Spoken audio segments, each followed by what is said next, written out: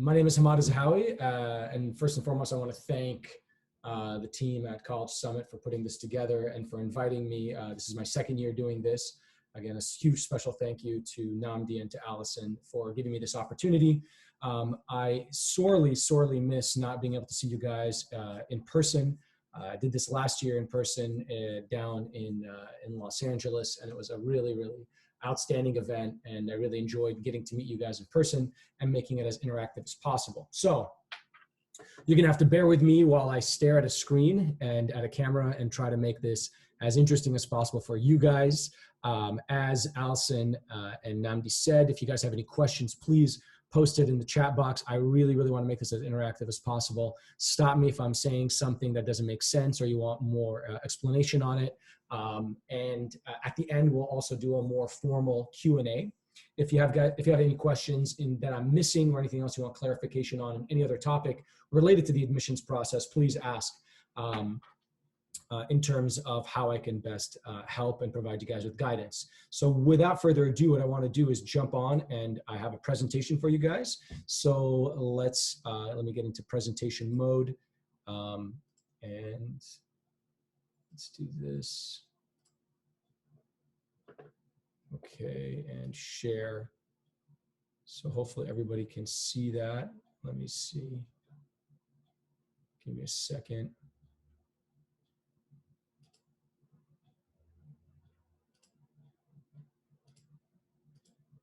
I think that should work. I think, hopefully you guys are seeing my screen. I can't tell if you guys are not. Zim, can you let me know if you're seeing my screen? Because I can't tell if you guys are seeing it or not.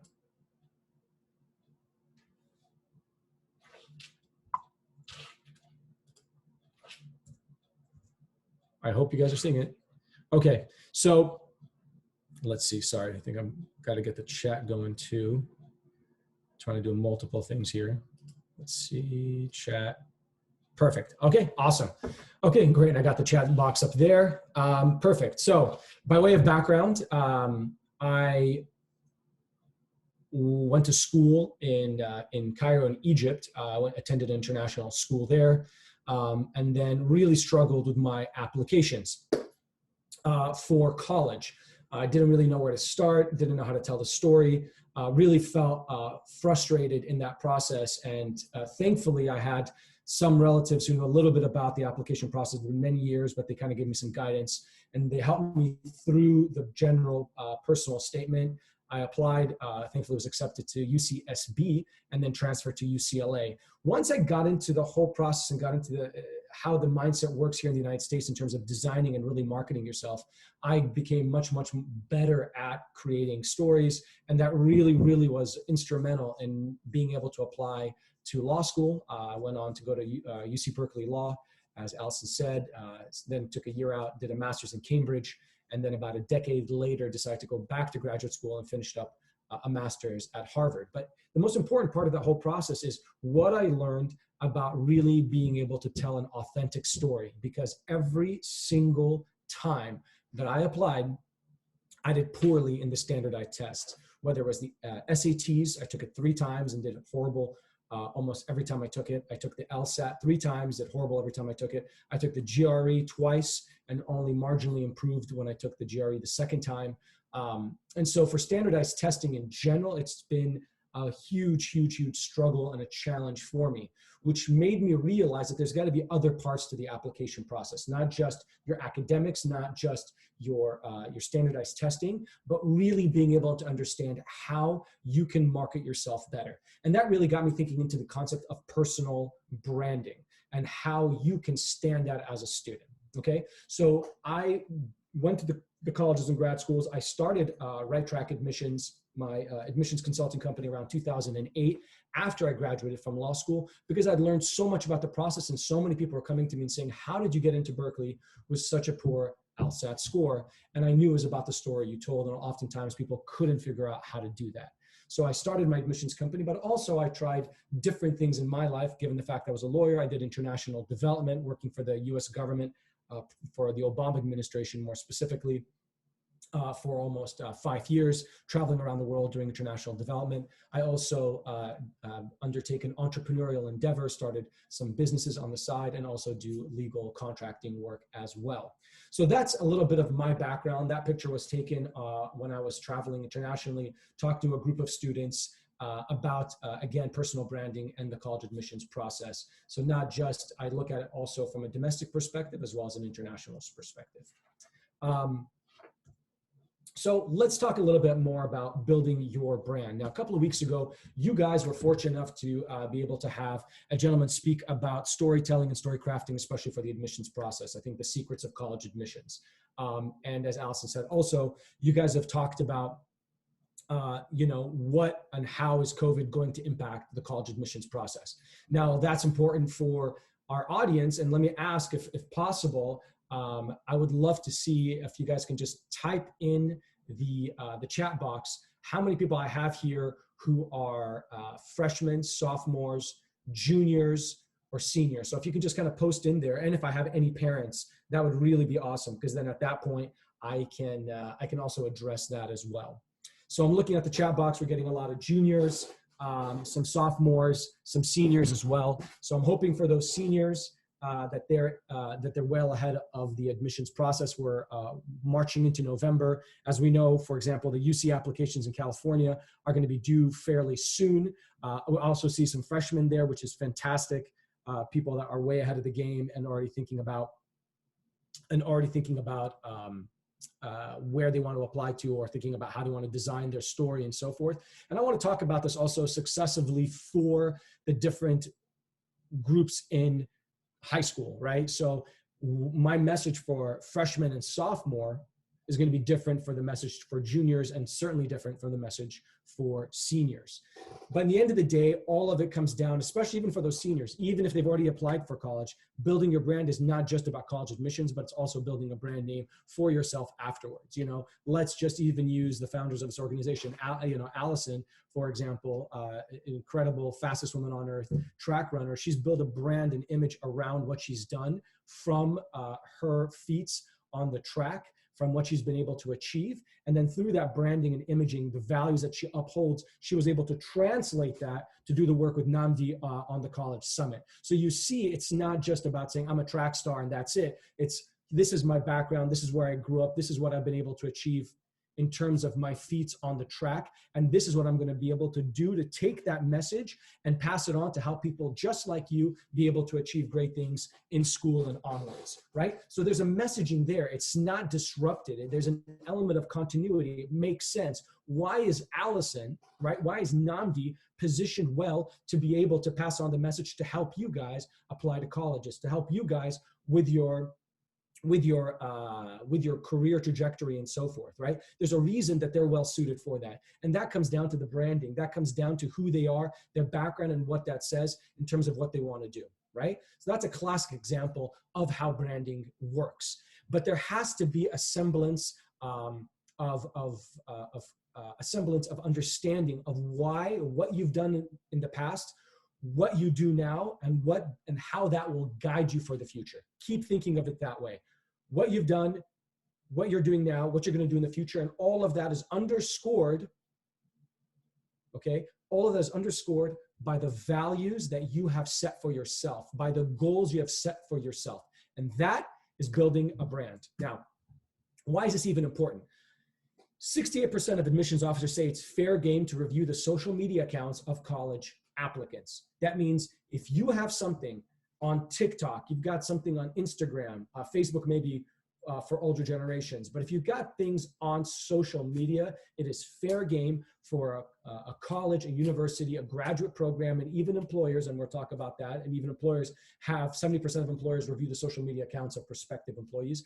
Every one of them say it is fair game, okay? It is fair game to take a look and see what you have posted there, whether it's political views, whether it's personal views, racial views, views about different people, right? It's about how you carry yourself, how about self-respect, how you respect others, right? And all of it comes in the form of what you post on social media. And oftentimes people, in an era of judgment, post something forget about it, and years later it comes back to haunt them. Last year I used a great example, and there's so many examples from this year, but I really remember the one from last year. There was a guy that had posted, I think if I remember correctly, he was at a stadium and he had posted like, hey, here's my Venmo account, Venmo me for my beer fund, something to that effect.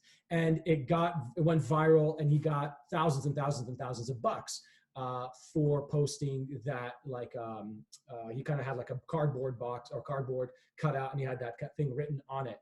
You know, it got a lot of traction in the media, and next thing you know, a lot of people were giving him money. But when they got through the media, some people did some research on him and found out that he had posted all kinds of slurs and tropes against the LGBT community and racial groups and so forth. And immediately he was banned from the internet. Well, not banned from the internet, but basically got outcast, became a pariah, was almost essentially blacklisted. The money was returned, and he lost all his status. His 15 minutes of fame went down in a blaze of glory, to be frank. And that really came down because he had posted stuff that haunted him. So that is important, is that social media and your brand is exposed to the public, and admissions officers at colleges are saying, yes, it's fair game to look at it, and employers are saying it's fair game. So it's critical that you have a strong brand image, especially in a day and age where we are constantly on social media and constantly putting ourselves out there. So a great way to kind of describe what is personal branding is what Jeff Bezos, the head of Amazon, has said.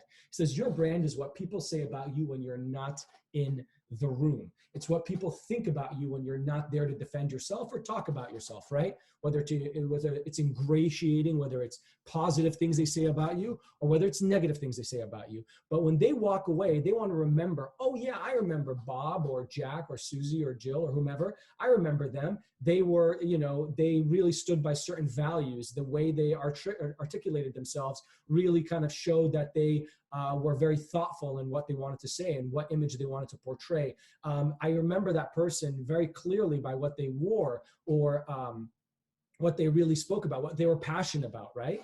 So in being able to understand that, especially when it comes to the college admission, I'll keep trying to take it back to the college admissions process, is that your grades alone and your the merit you get, or let me say the achievements you have from, like, let's say standardized testing, which for me, again, it was a disaster, but the achievements you have, your grades alone, are not going to get you into a top university, because oftentimes there's going to be weaknesses there. And there's a lot of people applying with great grades. For example, this year during COVID, many schools have gone test optional. So let's say you crushed the standardized test, right? And you were writing down, hoping that that's going to get you into college. Well, right now that's not really going to get you in, because at the end of the day, it's test optional.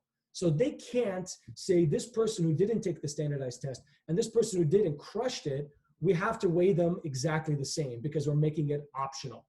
If they made it mandatory, then they would definitely give this person, deference for that. But because they're not doing that, because it's test optional, they have to basically weigh them exactly the same. So if you took the SAT and you crushed it, it's not going to give you that huge added advantage as it would have last year or previous years.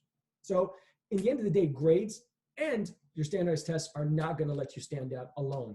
You have to have a whole background, your values and so forth. And we'll talk a little bit further about that, because you can see that clear as day when it comes to the essays that these schools are asking you, okay?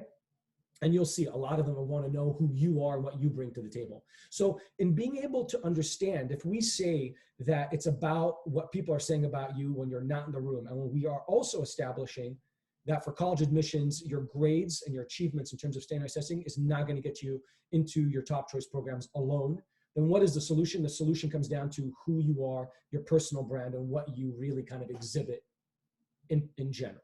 Okay, so in your personal brand, the most important thing that you really want to be able to establish from the beginning is really get to know yourself. What makes you tick? What are your kind of superpowers, right? What are your values, right? What makes you happy, right? What are you passionate about, really? And what is the legacy you want to leave behind? Again, let's use the founders of this organization. Nnamdi, phenomenal football player, right? That could have been his legacy alone. But he realized that in itself has such an amplifying effect that he can really kind of amass and aggregate people out there and really change and move the needle, right? Because of his athletic prowess, his background.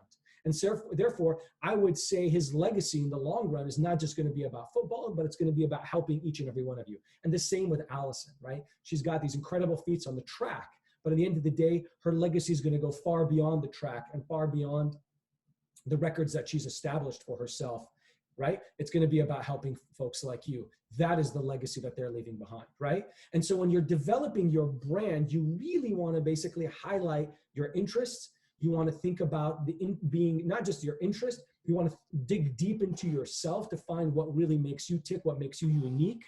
And finally, also think about it in terms of the people you're going to constantly be meeting, what you're going to be learning from that experience. And again, I'm sorry to say that this year, the College Summit definitely is obviously it's faced difficulties because we're not in that same group. And you saw that incredible video that they showed. A lot of what the College Summit really brings to the surface is being able to bring people together where they can exchange ideas and become friends and kind of grow and develop together. And I'm hoping in future years, everything will get back to normal and we'll be able to have these college summits in person. But as I said, the least we can do is have these kind of interactive sessions. And I really hope that they're going to be interactive so that you can also learn and get to know each other as well. But interactions allows you to learn so much. In fact, I'm here today because of connections and relationships that I've had with folks that are involved in this organization that's given me the opportunity to speak to you today. So what we've talked about and what we've established is you're not going to get into colleges alone with just your grades, right? And that's what I want to say. Colleges want to see someone who is well-rounded, not just somebody with a high IQ, but somebody with a strong EQ. And EQ technically is emotional quotient, or really how in tune are you with other people, right? What are your leadership skills like? What are your team working skills like? How vulnerable can you be as an individual? How expressive, how involved, how well you know yourself, right? And to be able to get that, to really exhibit that EQ, and again, I keep mentioning that we're going to go through some college essays at the end and show you some of the titles, and you can see how important that topic is, okay? How important that topic is in terms of what the schools are looking for, okay? So that's a foundation, and that really, to me, is undisputable. If colleges didn't care about that, all they wanted was your grades, they would never ask for a personal statement. They wouldn't bother asking you about strengths and weaknesses. They wouldn't care about who your mentors are. They wouldn't even want to know your extracurricular activities, right? But these things are so valuably important. And maybe some of you are saying, well, why do they even care? Outside of school, shouldn't we just be studying? What does it matter that we're bringing to the table leadership and all these other things? Because think about it. College is not just about what you learn. In fact, after having gone to 4 different schools and 4 different degrees, I can tell you, I can't remember half of what I studied, not even a quarter of what I studied when I was in college or in graduate school, honest to God. But what I did learn is about how to network. What I did learn is about how to develop a community. I established strong leadership skills, right? I gained critical confidence that in this time, during COVID, if you don't have the confidence to really stand out, right? If you don't have the confidence to push against the fray, then you're going to get crushed. It's a fact. Okay. We all, like Allison said, it's a tough time.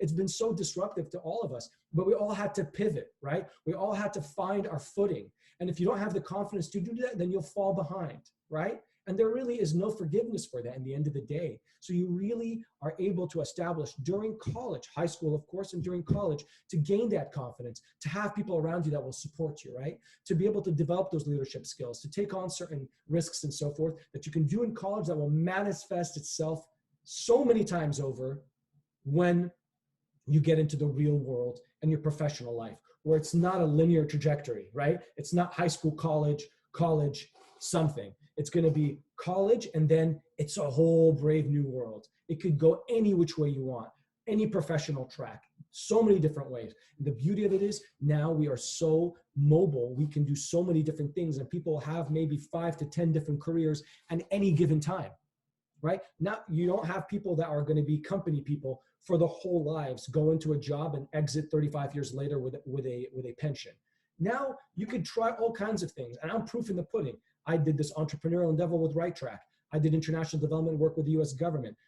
I'm helping now veterans get their disability benefits, right? Which I never considered, I thought was even out there, but now I'm doing it, helping veterans get their benefits so that they can survive another day, right? These are things I had no idea, and my life has taken all kinds of trajectories, right? And I have no idea what's going to happen tomorrow, right? But that's the beauty of it. And if you're prepared with the skills, with the abilities, with the network, with the confidence, you can be able to approach that and try all kinds of different things. Now, to get to that point, here are ways that you can really establish the foundation for that core story, that core brand of who you are and what you stand for, right? So for me, I try to boil that down. It was funny. I tried to do an exercise a couple of months ago, and I think COVID has really gotten us to kind of take a step back and be very, as I said, introspective, right? And I took a step back, and there was a book I was reading, I think it's called Daring to Lead. And there's one page of it that had 100 different type of values. And they said, pick just 2 values that you really stand by and that really guide you in terms of your actions. It could be generosity, it could be leadership, it could be legacy, it could be family, it could be love, right? And I thought there's 2 main things that really keep driving me, that keep propelling me forward. Mine were curiosity and legacy.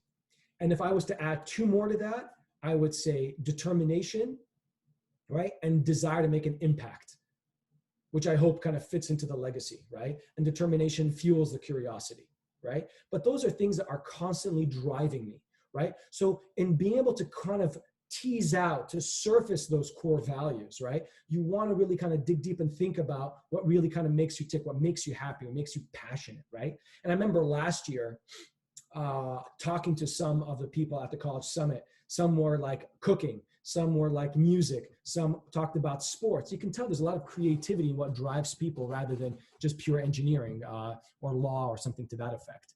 But it was really nice to see that people had so many different passions and interests, which they could either make into their own career or it could be part of their career, not necessarily the driving force. But when you're thinking about that foundation of your story and developing your story and your brand, right? Because your story and your brand intersect, they weave together. You have this brand, and the brand surfaces a story, and that story becomes your narrative. And that narrative is what allows you to kind of populate, to transcribe your college statements, right? In doing that, I want to kind of talk about a couple of key factors that I want you to really think about. And please feel free to post any question or anything to me, because some of these things are going to be very 50,000 foot. And you'll be like, but how do I bring that down to earth? Okay. And some of these things I'm going to have to say are difficult to achieve during COVID, but we all hope that we'll be able to return back to normalcy where we can interact freely. So let me kind of quickly go through some of those ideas. Okay. Be proactive. This is so critical, right? I can't really wrap my head around people who play video games 10 hours a day, 5 hours. I really can't, sadly. I've got to be honest. Because when you're sitting at home playing video games with a couple other people, there's only so much that will happen in your life. But if you get out of your house and you walk down the street and you see poverty and you see madness and you see, people helping other people, and you see restaurants opening and you see them closing, and you see stores and you see the beach and you see things will happen to you when you put yourself out there. I hope that really makes sense. If you stand by idly, life will not happen to you and opportunities will not come knocking. If you just stand by and just kind of wait for it, you've got to go out and get it. Put yourself in that position and seek it, right? And that's very, very important in helping you establish the foundation, the life experiences that really make you who you are, okay? Embrace challenges. Again, this is something that all of you have gone through. All of us have gone through at some different level. Some of you have had really incredible and difficult trials and tribulations in your life, right? But in the end of the day, you have overcome those challenges, I hope. So you've got to stand by your core beliefs and embrace those challenges, fight those challenges, overcome those challenges, get learning lessons. And I keep saying this because this is going to be certainly helpful to you when you're going to be thinking about your college application, because they will ask you, tell us about a time in your life that X, Y, and Z happened, right? Tell us about a challenge you faced, right? And that's extremely important when thinking about, what you've been through and so forth. So you want to basically make sure that if you have a challenge, embrace it and think about that challenge and how you overcame it. Take risks, calculated risks, right? Don't necessarily say, well, I'm too scared to do X, I'm too scared to do Y. Put yourself out there, right? When I started my admissions company, I had just gotten laid off from a law firm during the last economic crisis. I could have run right back to another law firm, made X amount of money, and continued that path that was carved out for me. But I said, no, I'm going to take a risk. I want to do something that's more meaningful, more impactful, where I can talk to people like you and really feel that I'm engaged. I didn't want to just kind of push paper as a lawyer, as a transaction lawyer. So I took a calculated risk, and that risk has paid off in dividends in terms of enriching my life in so many different ways. May not necessarily enriched me financially, but it's enriched me in so many different ways that has allowed me to grow and get to where I am today. Socialize with others, right?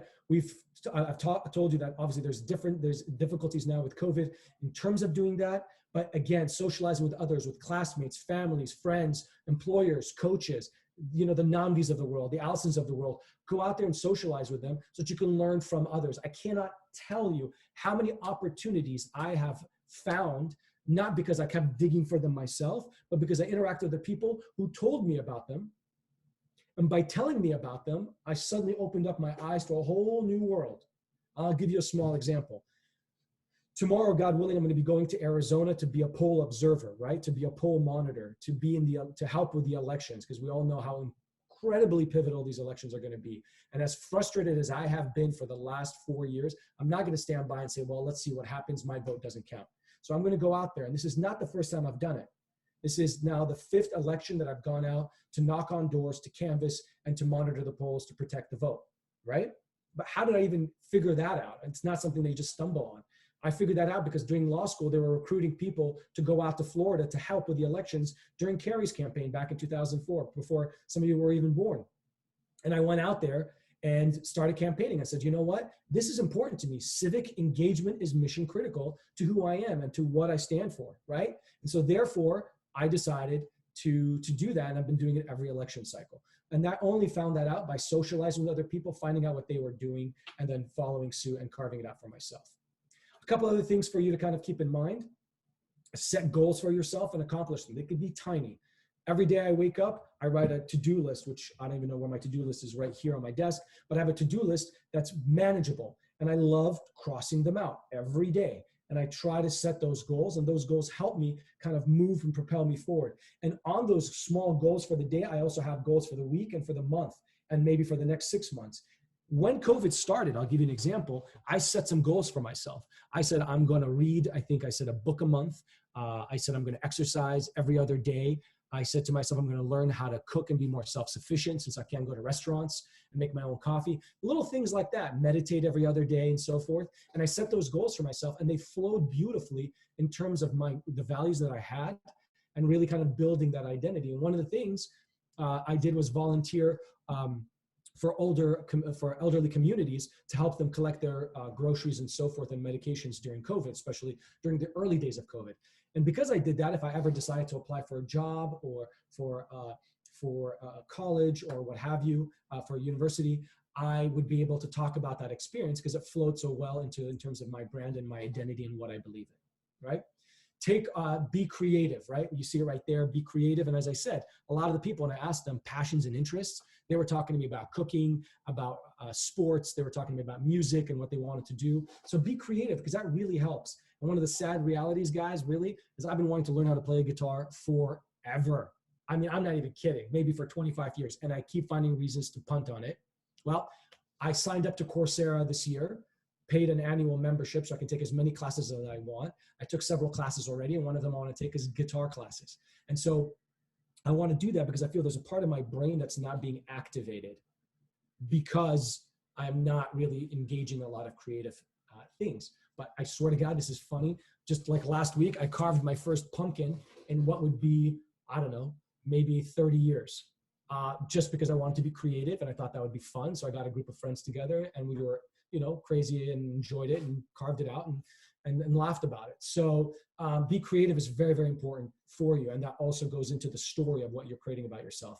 Leadership, teamwork, that's very self-explanatory, super important. If you're somebody who just studies, you're gonna miss out, and the schools will ding you for that. You've gotta have leadership experience, teamwork. And I talk about this, and I'll talk about this in terms of my YouTube channel for RightTrack. We have videos that help you on all kinds of fronts. And one of the things I constantly talk about is the necessity of being able to get leadership, get activities, and create your story through those activities that you have, especially in terms of leadership. And to do things, basically the best way to say it is a mile deep and a couple of inches wide. Don't take a bunch of activities, a bunch of leadership positions that are only subsurface. You want to really dig deep and really establish and create a change in that organization or that group that you join. Seek mentorship. Again, the world of Namdis and Allisons and others out there that are doing a lot of great work. Find that mentor and get that mentorship. And I have to say, I've lost out on that because I never was able to find a mentor young enough when I was young enough to be able to kind of guide me through. So I've kind of picked friends and so forth to be quasi mentors, but definitely was a loss because I could see how incredibly important it was to have mentorship for a lot of my friends. And then finally, in terms of founding your story, is find your platform. You know, what really works for you. Social media, creating videos or vlogging, writing, public speaking, all things like that. And that's very, very important. Something that, you know, I've definitely struggled with in terms of generations, in terms of keeping that consistent theme across the board. But when I do, I post pictures of my family. I post pictures of athletic feats. I post pictures of me traveling, right? That again flows into those values, those impact, the curiosity, the determination, and so forth, the things that really kind of make me who I am. Now, once we've established and we've talked about these core things that really can help you establish your story, right? I want to quickly bring it down from 50,000 foot down to like about 20,000. And I want to talk about what you could be doing now. And again, keep in mind COVID, but what you could be doing to basically help you get those experiences. And this really is going to play. I know that we have folks who are on this call, on this webinar, who are juniors, freshmen, some sophomores, and some seniors. But think about it. When you are building your brand, is what we call at RightTrack, when you're building your brand, you're living your story. Think about that concept, living your story. Okay, if I was to say to a freshman or a sophomore, your essays in 2 years are going to ask you about leadership, teamwork, strengths, weaknesses, and so forth, and we'll go through some essays, as I said. If I gave you a paper and pen and said, write an essay for that, would you be able to? And a lot of folks cannot do that. They're like, I don't have leadership experience. I haven't volunteered. I haven't really embraced certain challenges, right? So live it. Embrace those, create those experiences, because you're going to have to write about them in 2-3 years' time, right? And now if you're a junior, you're going to write about it next year.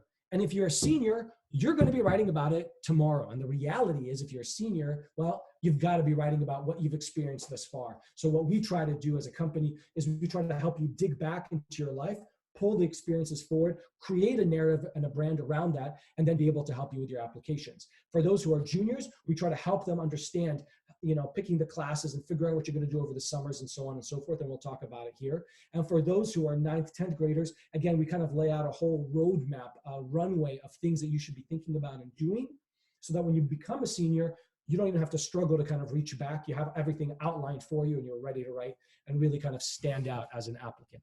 The ways that you can do that is in terms of extracurricular activities, and these should, as I said, line up with your brand. So if you have values that you've set, then you want to align those values with what you do. If something for you is super important about making an impact, then it makes sense for you to be involved in like an advocacy club for anti-bullying, right? If something valuable for you is about creativity, then it makes sense for you to be in the art club, right? If a value for you is about civic engagement, it makes sense for you to be involved in student government, right? Volunteer activities, incredibly important. And thank God in America, that's a huge factor. Internationally, not so much for volunteering at a younger age. But here in America, it's definitely something we push forward, and it's super important in terms of what we think about. And here again are some examples for you to kind of consider: sports, coaching, younger folks, music, entertaining. Let's say you play the clarinet, you play the trumpet, or you play a piano. Then you go to like an elderly community and you play those instruments to kind of make them happy. Again, that's an important way of giving back. Let's say you really care about animals, then you work at an animal shelter. So you care about medicine, and you see a future path for you there. Then you go volunteer at a hospital, right? Let's say, you love traveling and adventure, then you do a humanitarian project abroad, right?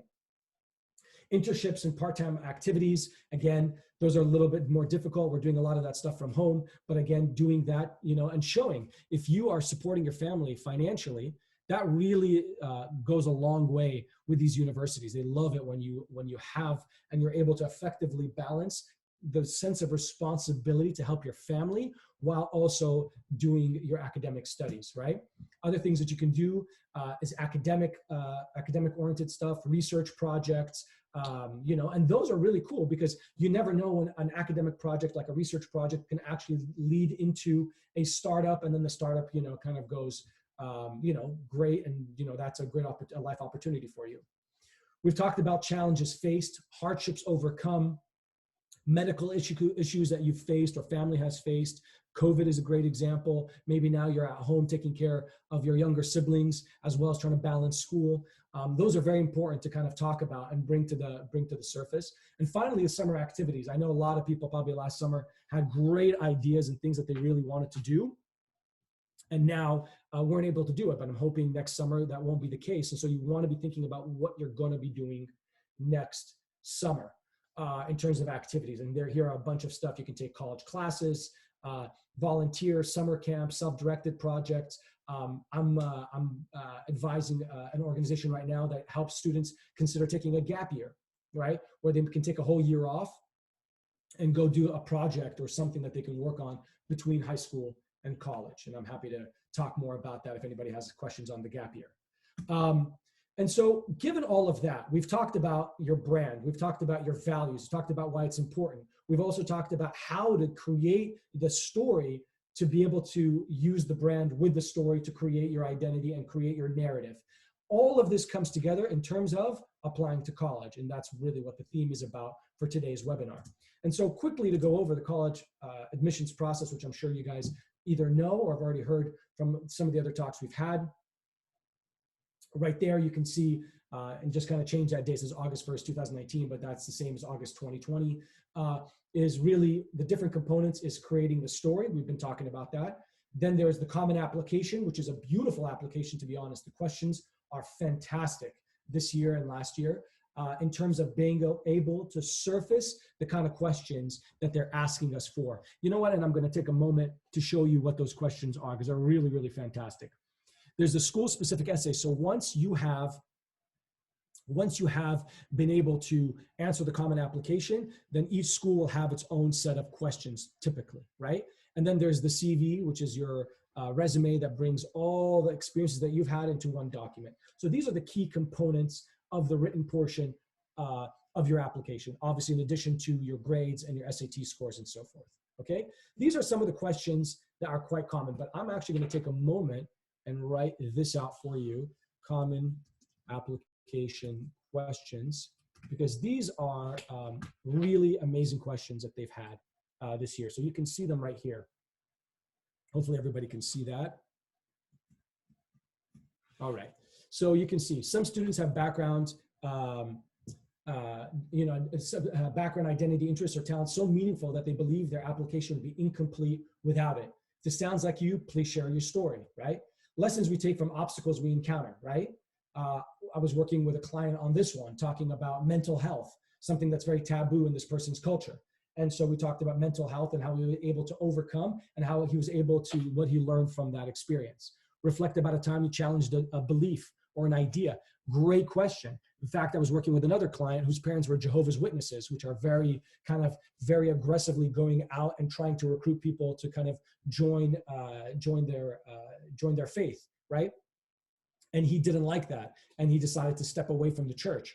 And that was a huge, huge, monumentous thing that he decided to do as a student. And he was able to talk about it very effectively in a question just like that, and was able to become a National Merit Scholar and get into, I think, UC Berkeley.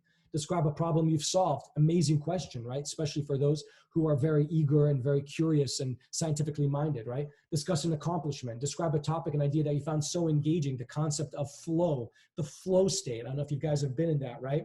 Where you guys are effectively able to think about ways where you are able to get so lost in the thought process and thinking, okay, that you don't even consider time, right? It's, you know, it happens to me sometimes when I travel. It happens to people when they're working, let's say, on a car. It happens to people when they're skydiving. They're just in the zone and they just go into flow, right? In the flow state. And that's something that talks about there. Or the last one, which is a really tough one, is share about a topic that we haven't talked about in any of these 6 that could be very interesting for you, that really are, you know, important for you. So I think that are some really great topics for the common application. And then here are some questions that they would be asking you that are a little bit more zeroed in on school-specific essays. The classic one is, why our school, right? Or what do you want to achieve from going to college at our school, right? But here are some other great ones also that we were able to kind of pull out for you.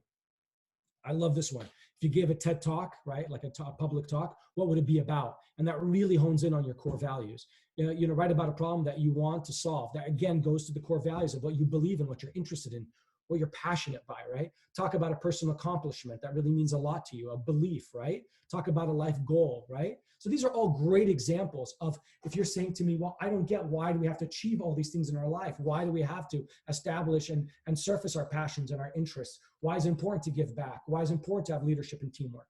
They're asking you for it, right? Because they want these kind of students in there. They want a community that works together. They want a campus that's vibrant, that's diverse, that's going to go out and change the world.